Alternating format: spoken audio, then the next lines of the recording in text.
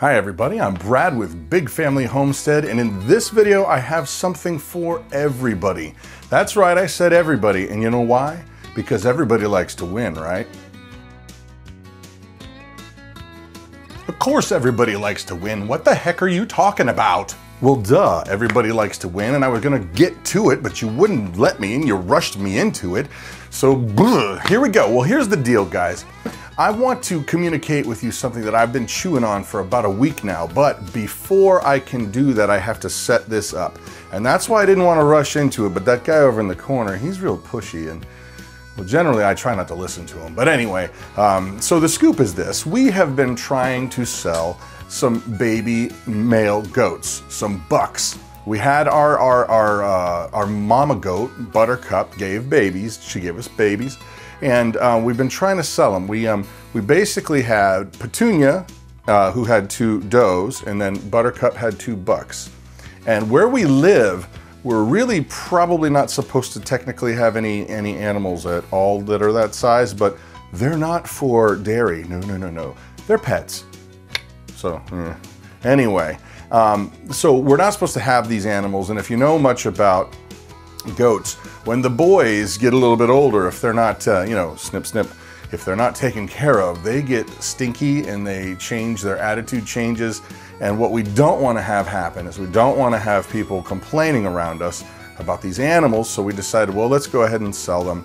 Well, the problem is sometimes you can sell just the mama or just the buck, or somebody just wants a doe. Well, we basically ended up quickly selling the mama, because finding a mama goat that is in milk that somebody can go ahead and straight away start milking for their family, that's hard to find, number one, and number two, it's expensive.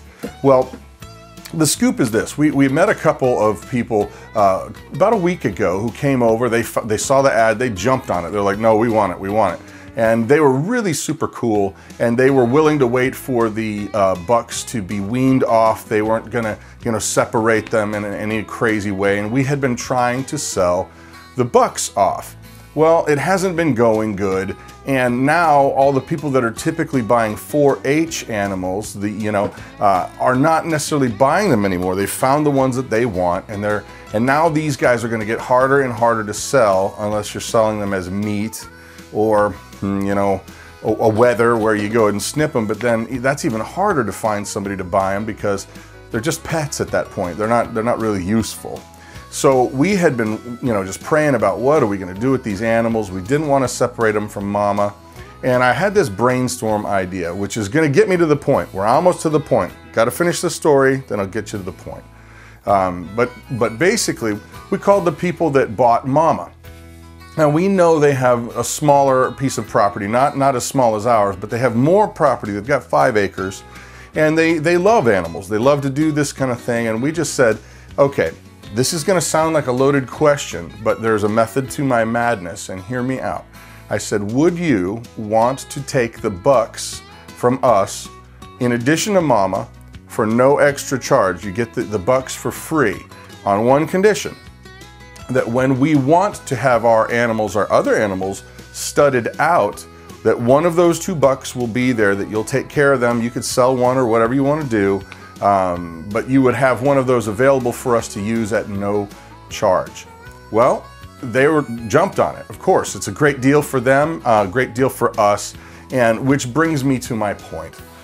I think as a homesteader, as a self-reliant person, as a prepper kind of person, we get in the mindset of having to think that we have to do everything ourselves, and it kind of takes this massive community and makes it funnel it down, like everything in my world has to happen by me. And I got to tell you what, that is A, not a healthy way to live, and B, you're still going to find holes, huge gaping holes of stuff that you didn't think of, or you're not good at, or you're not this or that. And so this is my encouragement, this is my exhortation to you, that whenever you're dealing with people, always try to make the situation where everybody wins. Now, I could have probably just sold those bucks off to somebody earlier, but it wouldn't have been the best thing for my family. I could have sold them, because ultimately it's going to cost me a lot of money in stud service down the road. Well, and it's not the best thing for the goat, It's not the best thing for goat mama, and it's definitely not the best thing for the people that bought this animal, Buttercup, from us.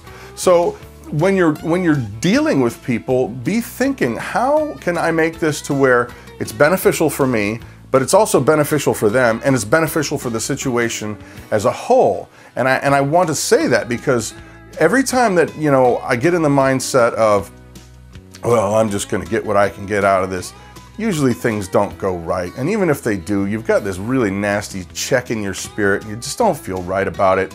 And I would just say it's not a healthy way to be. And here's the thing, all of these things that you do, like for example, this thing with the goats that you know, the deal we made, this is going to be awesome because not only did we do something that's going to benefit those people that bought this animal or these animals, but it's also helping us long term. But not only that, I guarantee you, if we had a question or a comment or a, hey, do you have this, or can we borrow that kind of thing, we're going to be a lot more well received having treated them right from the beginning. That goes with everything. That doesn't go with just homesteading and farming and all that kind of stuff. If you're looking out to try to go ahead and be numero uno and I screw everybody else, I guarantee you it's not going to go well for you. It's how things work. But if you're looking out for the good of the whole deal, now I'm not saying you just, you know, you'd go ahead and take a shellacking, because that would be stupid too, for the sake of trying to please somebody else. No, no, no. Try to figure out ways that everybody wins, and then I guarantee you what's going to happen is you're going to build community, you're going to build relationships, you're going to end up with a solid deal, and you're going to be able to come back to those people, and they're going to have a good experience. It's good all the way around. So there it is. That's my encouragement for you today. You know, everybody wins. Make those deals that everybody wins. It's not just one side and not just the other sided, but everybody benefits. And I guarantee you, you'll have a great experience. You'll be able to come back and again and again and again and have something to start from where those people will trust you, you'll trust them, and I mean, I can't say it any more simple. Honestly, everybody wins. Please pass the video around, like it, subscribe it, you know, everybody wins. It'll help my family out. I'm Brad with Big Family Homestead, and you have an amazing day.